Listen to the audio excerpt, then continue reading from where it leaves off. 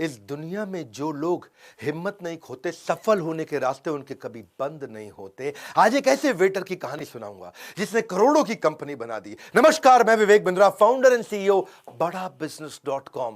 इस लड़के का नाम है कुणाल और इसने करोड़ों की कंपनी बनाई है। इसने कैफे आउटलेट्स खोल दिए, 150 से ज्यादा आउटलेट है, 500 खोलने लगा है। आज 100 से ज्यादा प्रोडक्ट रेंज बना दी और वर्ल्ड क्लास फैक्ट्री तैयार कर दी। 7 स्ट्रैटेजी बताऊंगा। पहली स्ट्रैटेजी क्या है? Organised chain of QVA strategy. Powerful है QVA स्ट्रैटेजी। क्या होता है ये QVA? कुणाल जो होटल में वेटर था, एक दिन उसके जन्मदिन पे सारे दोस्तों ने बोला आज पार्टी चाहिए भैया।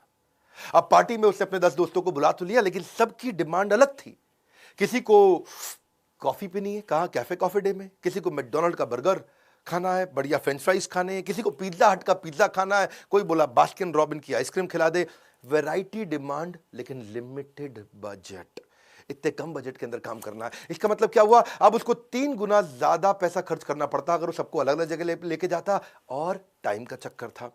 तो कुणाल ने सोचा कि भाई इसका मतलब सारे स्कूल कॉलेज के बच्चों को दिक्कत आती होगी, अलग अलग जगह खाने की इच्छा है भाई, इतने अगर ग्रुप में जाए तो उसने सोचा कि यार अगर मैं ढूंढ भी लूं कोई, तो अनऑर्गेनाइज सेक्टर में रामू का कैफे, शामू का कैफे, टिंकू बिल्लू, चंपक का कैफे, ये छोटा मोटा तो मिल जाएगा, लेकिन कोई ऑर्गेनाइज रिटेल चेन नहीं है।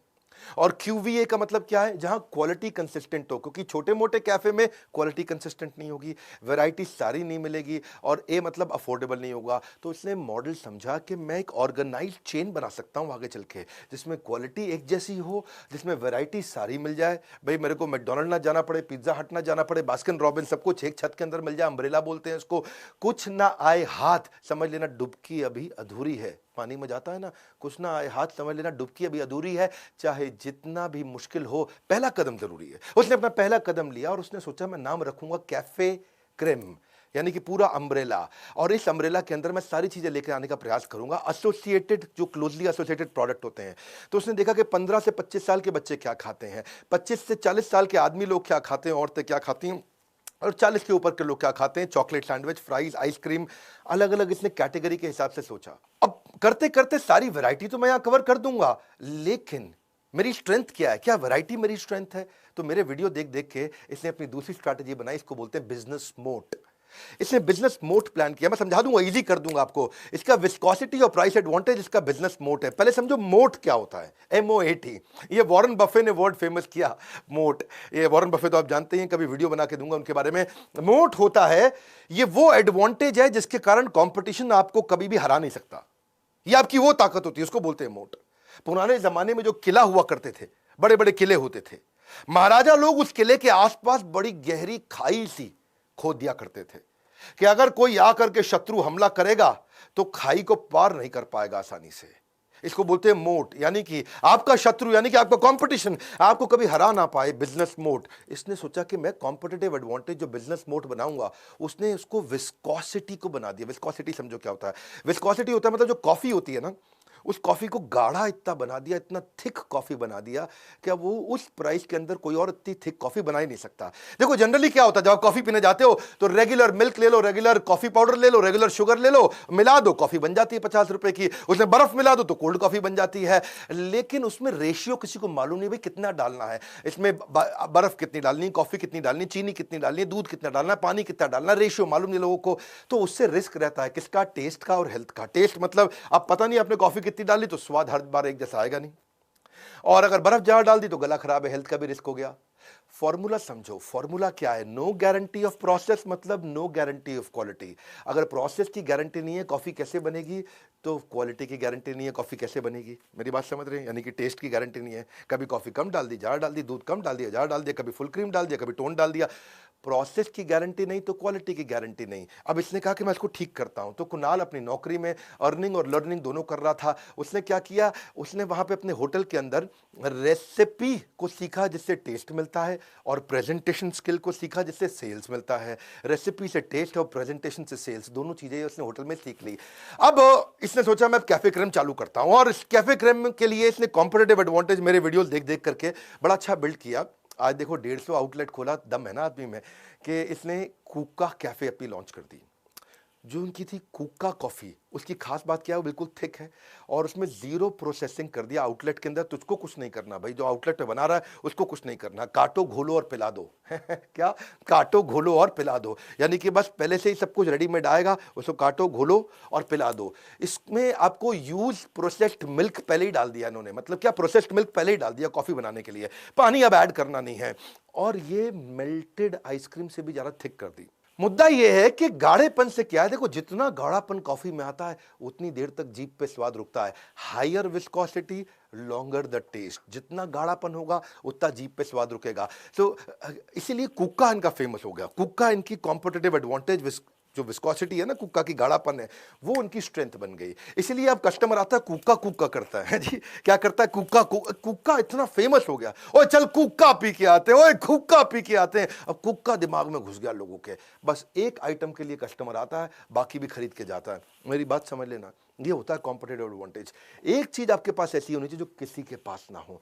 मेन मुद्दा पता है क्या है कि ना कोक का फॉर्मूला किसी को मालूम है, ना कुक्का का फॉर्मूला किसी को मालूम है। कोक कैसे बनती है वो भी नहीं मालूम, और इसने अपना कुक्का कॉफी बना दी, उसका फॉर्मूला भी किसी को नहीं मालूम।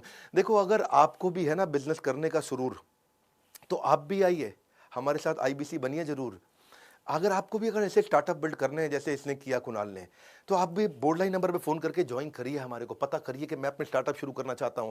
स्टार्टअप शुरू करने से पहले या तो एवरीथिंग अबाउट एंटरप्रेन्योरशिप खरीद लीजिए, बिजनेस कर रहे हैं तो भी खरीद लीजिए। लेकिन अगर आप आईबीसी ले लेंगे तो आईबीसी में हमारे यहां से बहुत ट्रेनिंग मिलती है, बहुत ट्रेनिंग मिलती है।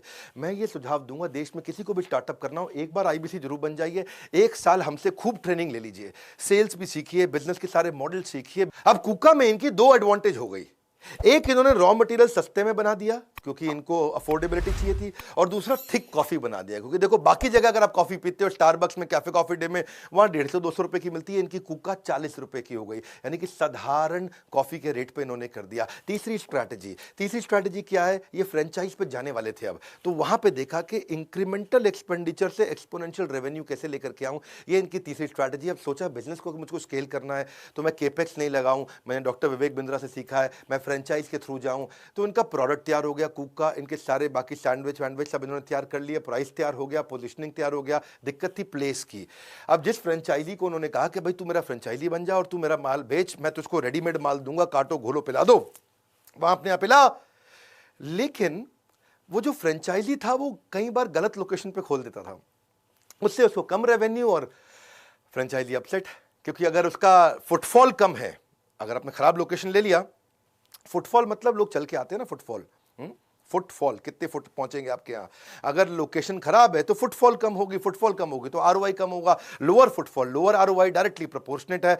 जिंदगी की राहों में जो मुश्किलों से लड़ा है, सफलता की रेस में वही आगे खड़ा है। इतनी सारी प्रॉब्लम सुनने के बाद उन्होंने सोचा कि क्यों नहीं आउटलेट पे खुद ही हम जाकर के देखें समस्या क्या है। और जब वहां जाके देखा, अजीबोगरीब जगह पे फ्रेंचाइजी आउटलेट खोलते थे कि जहां रात के अंधेरे तो छोड़ो, कोई दिन के उजाले में भी ना पहुंच सके, ऐसी जगह जाके खोल लेते थे कि वहां आसपास ना स्कूल है ना कॉलेज है, मोहल्ले की 5वीं गली में तीसरे फ्लोर पे जाके खोला है। दे रियलाइज कि भाई ये गलती तो हमारी है, हमने उसकी मदद नहीं करी लोकेशन ढूंढने में। तो उन्होंने बनाया manual of location and specification, एक अच्छा बढ़िया मैनुअल तैयार किया।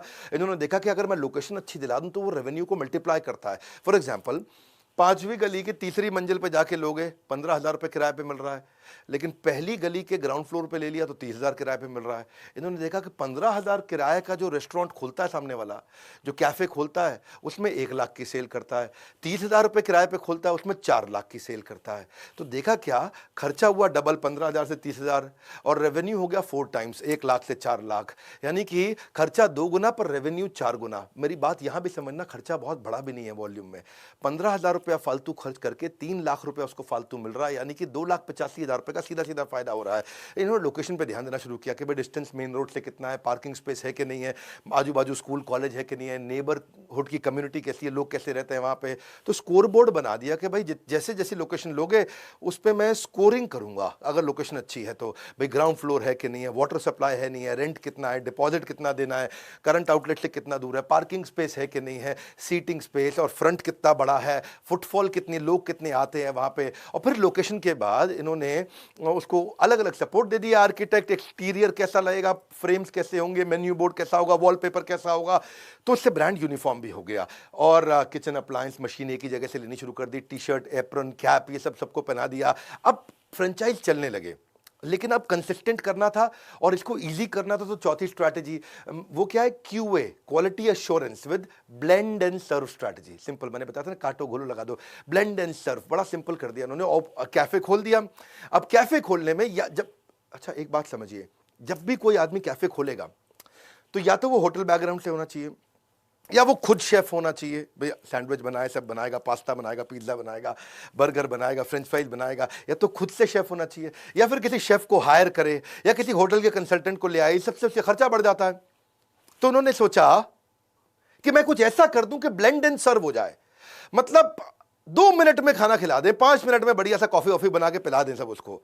तो हर चीज को उन्होंने ब्लेंड एंड सर्व पे डाल दिया कि इजी कर दे, वहां पे फ्रेंचाइजी को कुछ ना करना पड़े, फ्रेंचाइजी इसमें कुछ मिलावट भी ना कर सके। तो उन्होंने पूरा रॉ मटेरियल अपनी तरफ से बना के दे दिया, जिसकी रेसिपी पहले से फिक्स्ड हो गई। अब फ्रेंचाइजी अपने आप से तो कुछ बना नहीं सकता, कुछ गलती करेगा, या गलती करने से पहले कम से कम 100 बार सोचेगा, क्योंकि भैया एक जैसा रॉ मटेरियल आ रहा है, एक जैसा टेस्ट आएगा। इसके लिए वो लोगों ने ऑडिट भी करना शुरू किया कि फ्रेंचाइजी कुछ अपनी तरफ से ना मिला है, उनको रॉ मटेरियल हम ही देंगे, वो हाइजीनिक रहेगा। कस्टमर सर्विस को आके चेक करने लगे, फिक्स्ड रेसिपी को चेक करने लगे। अब क्योंकि सारी चीज़ें ये पहले से ही फिक्स बना के दे रहे थे, अब आपको मास्टर शेफ नहीं चाहिए, ट्रेनी शेफ से काम चल जाता है। मास्टर शेफ 1,20,000 रुपये महीना ले लेगा और ट्रेनी शेफ खाली 12,000 रुपये महीने में काम कर देगा आकर के, तो आपका पैसा बच गया, क्योंकि काटो घोलो और पिला दो, काटो घोलो और खिला दो, बड़ा सिंपल हो गया ये। इसके लिए अब आप में रिपीटेबिलिटी आ गई, वरना अगर होता क्या है, अगर स्टाफ चेंज हो गया तो टेस्ट चेंज हो जाता है। भैया आपके यहाँ जो छोटू बनाता है खाना, वो अगर छोटू बदल के उसकी जगह रामू आ गया, शामू आ गया, तो टेस्ट बदल गया जी, कॉफ़ी अलग पिलाएगा, सैंडविच अलग खिलाएगा। अब यहाँ पे वो सिस्टम है ही नहीं, यूनिफॉर्मिटी आ गई, स्टैंडर्डाइजेशन हो गया है। आज तक 10 लाख कुक्का के ग्लास उन्होंने बना के पिला दिए लोगों को। तो रॉ मटेरियल भी कंट्रोल हो गया और डिस्पैच के टाइम पे इनकी फैक्ट्री से वो भी कंट्रोल हो गया, काटो घोलो पिला दो का पूरा सिस्टम ही कंट्रोल हो गया। बड़ी बात नहीं है, होटल का वेटर भी आज बिजनेस कर सकता है, अगर बेसिक चीजें आप मेरी कम से कम फ्री वीडियो से सीखो। अगर बहुत सीरियस हो बिजनेस के लिए तो हमारा कोर्स खरीदो। 5वीं स्ट्रैटेजी B2B सपोर्ट उन्होंने किया। B2B सपोर्ट मतलब मेरा बिजनेस है, मेरा नाम है कैफे क्रेम, मैं अपने फ्रेंचाइजीज को ऐसा सपोर्ट दे दूं कि दिक्कत ही ना आए। फ्रेंचाइजी को सपोर्ट क्या दूं, जब उनको रॉ मटेरियल चाहिए, क्योंकि वो वहां कुछ नहीं करेंगे, सब कुछ मैं ऐसा रॉ मटेरियल दूंगा कि वहां बस 5 मिनट में फटाफट खिला पिला देंगे। ऐसे इन्होंने कैफे क्रेम बनाया। तो उसके लिए लॉजिस्टिक्स बड़ा इंपॉर्टेंट था, पर लॉजिस्टिक्स में दिक्कत आती थी। लॉजिस्टिक्स इनका खुद का नहीं था, थर्ड पार्टी हुआ करता था, तो उन्होंने खुद की ही गाड़ियां लगा दी। क्योंकि थर्ड पार्टी में क्या है, अगर 80% माल टाइम से पहुंचा, 20% नहीं पहुंचा तो भी दिक्कत थी, या माल खराब होकर पहुंचा तो भी दिक्कत थी। तो उन्होंने सारी अपनी गाड़ियां लगा दी, इन्वेस्टमेंट किया उसमें, सेल्फ ओन्ड पहले कवर्ड व्हीकल बनाई और बाद में उसको रीफर वैन भी कर दिया। रीफर वैन वो होती है जिसमें -20 डिग्री टेम्परेचर में आइसक्रीम का आइटम पहुंचे, कॉफी का आइटम पहुंचे -20 डिग्री टेम्परेचर में, रीफर वैन लगा दिया। अब उससे उसकी शेल्फ लाइफ बढ़ गई, प्रोडक्ट की टाइमली पहुंचने लग गया। इसको बोलते हैं B2B support, business to business support. अब देखो शेल्फ लाइफ अगर आइटम की बढ़ गई, बाकी आइटम कोई कॉफी की है वो हफ्ते भर में 9 दिन में खराब हो जाएगी, 9 महीने तक चलती रहेगी। रॉ मटेरियल टाइम से पहुंचा, इससे वेस्टेज कम हो गई और थर्ड पार्टी पे कोई डिपेंडेंसी नहीं है, इन्होंने खुद ही करना शुरू कर दिया और मटेरियल की शेल्फ लाइफ तो अपने आप कंट्रोल में आई गई। फिर B2B सपोर्ट में टेक्नोलॉजी देनी पड़ती है थोड़ी, जैसे क्या है, जो बेचारा वहां पे इनके यहाँ जो आउटलेट होता है, उस आउटलेट में जो खाना खिलाएगा, समझो बहुत बढ़िया लर्निंग है, मेरे हर वीडियो में पावरफुल लर्निंग है। वहाँ जो खाना खिलाता है, जो बना के देता है, वहाँ उसका रॉ मटेरियल खत्म है तो बेचारा वो लड़का बताना भूल जाता है बॉस को कि सर मेरा रॉ मटेरियल खत्म हो रहा है पीछे से, और बताना भूल जाता है तो अगला लड़का आता है, वो आकर के बताता है बॉस को, ओह भाई साहब, ओ यार तो कॉफी का माल ही नहीं पड़ा, अब क्या करूं मैं, है जी। और वो कस्टमर खड़ा है, भाई कॉफी पिलाओ कॉफी पिलाओ, और कॉफी पिला नहीं पा रहे हैं। तो बेचारा फ्रेंचाइजी ओनर जो है ना, वो इग्नोरेंट रहता है, उसको पता नहीं चलता, कस्टमर अब रिटर्न कर जाता है बिना परचेज किए। तो उन्होंने सोचा कुछ ऐसा सिस्टम बनाते हैं कि जैसे जैसे बिल जनरेट होगा, जैसे जैसे बिल जनरेट होगा, रॉ मटेरियल का स्टॉक घटेगा, यानी कि सॉफ्टवेयर पे दिखाई पड़ेगा कि भाई बिल बना, रॉ मटेरियल का स्टॉक सॉफ्टवेयर में कम होता हुआ दिखने लग जाएगा और आपको नोटिफिकेशन आ जाएगा कि भाई ऑर्डर कर लो रॉ मटेरियल। तो जैसे जैसे बिल बनता जा रहा है उसको नोटिफिकेशन आता जा रहा है। तो ये इन्वेंट्री और बिलिंग सॉफ्टवेयर है, ये आपको स्टॉक मैनेजमेंट में और आपके बिलिंग में हेल्प करेगा। बड़ा अच्छा B2B बना दिया, बहुत powerful strategy, margin versus ROI, इसको बोलते हैं FSN analysis, fast moving, slow moving, non moving. अब इनके यहाँ ना बहुत सारे थे जो इनके फ्रेंचाइज ओनर्स थे, आउटलेट अच्छा हो गया, लॉजिस्टिक्स अच्छा हो गया, सब कुछ ठीक हो गया, मैनेजमेंट भी ठीक हो गया, लेकिन अभी भी फ्रेंचाइजी पैसा नहीं कमा रहा था, वो बिल्कुल अपसेट था क्योंकि उसका रोटेशन नहीं होता था। और इन्होंने सोचा कि भाई अच्छा फ्रेंचाइजी कमा नहीं रहा है, चलो उसका मार्जिन 20 से 30% कर देता हूं। 30% मार्जिन कर दिया तो भी फ्रेंचाइजी अभी नहीं कमा पा रहा था, फ्रेंचाइजी अभी भी अपसेट था क्योंकि because they were not able to make money, दुखी था फ्रेंचाइजी। क्योंकि मुद्दा क्या था, फ्रेंचाइजी को जब ये 1 लाख रुपए की इन्वेंट्री देते थे वो उसको 2 महीने में बेचता था। 1 लाख रुपए का माल आया, 2 महीने में बिका। अगर 30% मार्जिन है तो 1 लाख रुपए पे 30,000 रुपया बचा। सुनना मेरी बात को, 1 लाख पे 30,000 बचा, लेकिन कितने महीने में? 2 महीने में। यानी कि 1 महीने में 15,000, अगले महीने में 15,000, जनवरी में 15,000, फरवरी में 15,000। 15,000 पे लेके करेगा क्या? इससे अच्छा तो चौकीदार की नौकरी ना कर ले, चौकीदार को 18,000 रुपये महीना मिल जाता है। तो परेशान होने लग गया फ्रेंचाइजी, भाई ये तो काम ही नहीं चलेगा इससे, क्योंकि कुछ आइटम बिकने में टाइम लग जाता था, और अगर उसको 2 महीने से ऊपर लग गया तो और हालत खराब। तो ज्यादातर फ्रेंचाइजी यही प्रॉब्लम देख रहे थे। तो इनको समझ में आया कि भाई ये आरओआई के कारण एक बड़ा एट्रिशन का रिस्क आ गया है, और इस एट्रिशन के रिस्क के चक्कर में भाई फ्रेंचाइजी छोड़ छोड़ के चले जाएंगे ऐसे। तो उन्होंने रियलाइज किया कि दिक्कत मार्जिन की नहीं है, दिक्कत आरओआई की है। जब तक है बिजनेस में प्रॉफिट उम्मीद से ज्यादा, तभी तक फ्रेंचाइजी भी बिजनेस में जुड़े रहने का रखता है इरादा। तो मैं यूट्यूब पे FSN एनालिसिस का वीडियो दिया था, fast moving, slow moving, non moving, भैया कैसे रन करना है। तो हाँ, इन्होंने उससे सीखा, और इन्होंने भी अपने आइटम को अब देखने लगे कि भाई कौन सी चीज़ ज़्यादा बिकती है वो ज़्यादा दो, कौन सी चीज़ स्लो मूविंग है वो कम दो, कौन सी चीज़ बिकती नहीं है वो अपने फ्रेंचाइजी को मत दो। मेरी बात समझ में आई? यानी कि 1 लाख रुपए में ज़्यादातर चीज़ें वही दूंगा फ्रेंचाइजी को जो फट से बिक जाती है। ईजी कर देता हूँ, आप मेरे चैनल पे आए हो ना, यहाँ तो बात आसानी से समझ में आती है। साधारण भाषा में समझो, मैंने 1 लाख रुपए फंसा रखा है। अब 1 लाख पे मुझे 30% मिलने हैं, यानी कि 30,000 रुपये मिलने हैं। अब 30,000 रुपये मुझको 15 दिन बाद मिलेंगे, या 30,000 रुपये मुझको 2 महीने बाद मिलेंगे। 30,000 रुपये मुझको 2 हफ्ते में मिलेंगे या 2 महीने में मिलेंगे, इतनी सी बात है। तो उस 1 लाख पर जल्दी जल्दी जल्दी जल्दी मिल जाए। अगर हर 15 दिन में 30,000 रुपये मिलेंगे तो 2 महीने में तो वो 1,20,000 रुपये हो गया ना। इसको बोलते हैं आरओआई। मार्जिन अगर 40% भी होता, लेकिन माल जल्दी जल्दी नहीं बिके, तो उस महीने में मेरे फंसे हुए पैसे की कमाई आएगी नहीं। और बस ये आरओआई जैसे इन्होंने बनाया, ये गेम चेंजर हो गया, क्योंकि माल जल्दी जल्दी बिकने लगा। जल्दी जल्दी बिकने का मतलब है वही 1 लाख रुपया मुझको अब महीने में 15-15 दिन में कमा के दे रहा है, और वही 1 लाख रुपया अगर फंसा लेता तो 2 महीने बाद कमा के देता। 15 दिन वर्सेस 2 महीना, यहां पे गेम चेंज हो गया।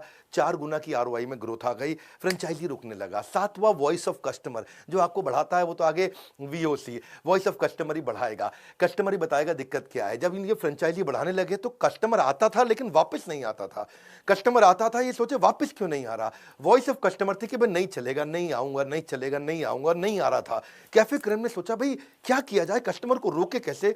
उन्होंने देखा जाकर के सारे आउटलेट पे प्रॉब्लम ही कुछ और है। प्रॉब्लम क्या है कि जो स्टाफ था वो प्रॉपर ड्रेस में नहीं था, अनक्लीन था, बिना नहाए आता था, बदबू मारता था। और उस कस्टमर एक्सपीरियंस, क्योंकि जब बदबू आएगी कस्टमर एक्सपीरियंस खराब हो जाएगा। वही स्टाफ को बातचीत करना नहीं आता था, अनक्लीन डेस्क हुआ करता था जहां पे खाना खिलाते थे, ट्रे जो थी वो गंदी पड़ी रहती थी, आपका सफाई नहीं होती थी, एसी काम नहीं करता बदबू आने के कारण। और जब एसी भी काम ना करे और बदबू भी भर जाए तो और दिक्कत आती है। यूज्ड प्लेट और कप ऐसे ही टेबल पे पड़े रहते थे, उसको साफ नहीं करते थे। तब इन्होंने कंप्लेंट रिड्रेसल मैनेजमेंट प्रोसेस चालू किया कि भाई कस्टमर मुझको कंप्लेंट कर सके। कैसे करेगा, वहां बड़े बड़े बोर्ड लगा दिए कि भाई हमारे को ईमेल कर दो या फोन पे कंप्लेंट कर दो, और एक स्पेशल टास्क फोर्स बना दी कंप्लेंट मैनेजमेंट सिस्टम के लिए। और अब कस्टमर उनको वेबसाइट से, ईमेल से, कॉल से कंप्लेंट करता था तो उनकी सर्विस की टीम तुरंत फ्रेंचाइजी को वापस फोन करती थी। अरे गुप्ता जी, आपने हमारी फ्रेंचाइजी ली, आपके यहां से शिकायत आ रही है कि आपके लड़के के यहां बदबू आती है, वो साफ सुथरा नहीं रहता। तो गुप्ता जी घबरा गए और अब इसको ठीक करना पड़ेगा। इससे क्या किया, इन्होंने देखा कि कहीं पे स्टाफ ठीक से बात नहीं कर रहा, कहीं साफ सफाई नहीं है। उन प्रॉब्लम से इन्होंने TNA कर लिया, ट्रेनिंग नीड एनालिसिस, कि इनको क्या ट्रेनिंग दे। जैसे ही प्रॉब्लम आएगी, जब भी आएगा क्राइसिस, तुरंत बनाए प्रोसेस। इन्होंने ट्रेनिंग नीड आइडेंटिफिकेशन TNI कर लिया कि इस वाले फ्रेंचाइजी को ये दिक्कत आ रही है, इसकी ऐसे ट्रेनिंग करेंगे, इस फ्रेंचाइजी को ये दिक्कत आ रही है, इसकी ऐसे ट्रेनिंग करेंगे। Training need analysis, training need identification जैसे ही किया तो आपकी सबसे असंतुष्ट ग्राहक ही आपको सीखने का सबसे बड़ा सोर्स होते हैं। और हमने भी एवरीथिंग अबाउट एंटरप्रेन्योरशिप में यही किया। जो जो बिजनेस की बड़ी बड़ी प्रॉब्लम है उससे हमने TNA TNI से अपने कोर्स को बनाया। जो जो बिजनेस की प्रॉब्लम है ढूंढ ढूंढ के सारे टॉपिक्स हमने कवर कर दिए। जो भी टॉपिक चाहिए आपको बिजनेस का, हमारे एवरीथिंग अबाउट एंटरप्रेन्योरशिप में हमने डाला। इसके बाहर कोई बिजनेस की प्रॉब्लम नहीं है, इसीलिए इसका नाम है एवरीथिंग अबाउट एंटरप्रेन्योरशिप। बिजनेस करना है या कर रहा है, इससे बढ़िया कोर्स कोई नहीं है, मैं आपको गारंटी दे सकता हूं। बोर्ड लाइन नंबर है, फोन करके पूछिए इसके बारे में, पता लगाइए, हमारे काउंसलर वेट करेंगे आपके कॉल का। इन्होंने किया क्या, एग्जीक्यूशन किया एट फ्रेंचाइजी, रेजोल्यूशन किया एट कंज्यूमर, इससे कंज्यूमर भी खुश हो गया, 48 घंटे में फ्रेंचाइजी को के साथ में एग्जीक्यूशन भी कर दिया। बड़ा सिंपल है, कस्टमर सेटिस्फैक्शन बढ़ा, रीपर्चेज रेट बढ़ा, रेवेन्यू अपने आप बढ़ा, और फ्रेंचाइजी का और इनका ब्रांड ट्रस्ट भी बढ़ा, इससे रिपीट सेल्स आने लगी। और अगर रिपीट कंप्लेन आ रही है सेम फ्रेंचाइजी के पास से, तो उसको वार्निंग दे देते थे, क्योंकि भैया जमाना बदल रहा है, फ्रेंचाइजी तू भी अपने आप को खुद ही बदले, नहीं तो दिक्कत हो जाएगी। अब ये इससे कैफे क्रीम का ग्रोथ बहुत जबरदस्त हुआ। यही मैं कहूंगा कि कुणाल की खासियत है कि अपनी लर्निंग पे फोकस करते रहे और इनकी ग्रोथ होती रही। वैसे एक बात है, जो बिजनेस को लेके सीरियस हो उसको ये वीडियो जरूर दिखाइए, शेयर करिए। मैं एक से बढ़कर एक पावरफुल केस स्टडीज बना रहा हूं। ये तो मेरे ही स्टूडेंट थे कुणाल, जिन्होंने हमसे सीखा, आज एवरीथिंग अबाउट एंटरप्रेन्योरशिप सीख रहे हैं, कंटिन्यूअसली अपने बिजनेस को ग्रो कर रहे हैं। एक होटल का वेटर भी कहां से कहां पहुंच सकता है। फ्री वीडियोस मैं देता ही रहूंगा। किसी बिजनेस पर्सनालिटी पे चाहते हैं, कमेंट बॉक्स में बताइए। स्पोर्ट्स पर्सनालिटी पे चाहते हैं, कमेंट बॉक्स में बताइए। सोचता हूं कभी जैन समाज, बनिया समाज, मारवाड़ी समाज, इन पे भी वीडियो बनाऊं। सोचता हूं किसी बढ़िया किसी कंट्री, वो कंट्री कैसे ग्रो कर गया, उस पे वीडियो बनाऊं। कमेंट बॉक्स पे आप मेरा साथ देते जाइए, मैं एक से बढ़कर एक पावरफुल वीडियो दूंगा। फ्री में भी वीडियोस, हमारे बराबर के, हमारे से टक्कर कोई नहीं ले सकता। पड़े हो किस चक्कर में, विनम्रता से कोई नहीं है टक्कर में। लाइक करके खूब उत्साह बढ़ाइए, नए हैं तो सब्सक्राइब करिए। बोर्ड लाइन नंबर पे फोन करके अगर बिजनेस में इंटरेस्टेड है तो जरूर पता लगाइए, काउंसलर आपकी मदद करेगा। हमारे साथ जुड़े रहने के लिए, वर्ल्ड का नंबर 1 एंटरप्रेन्योरियल यूट्यूब चैनल बनाने के लिए हृदय की गहराइयों से प्रेम पूर्वक बहुत बहुत धन्यवाद।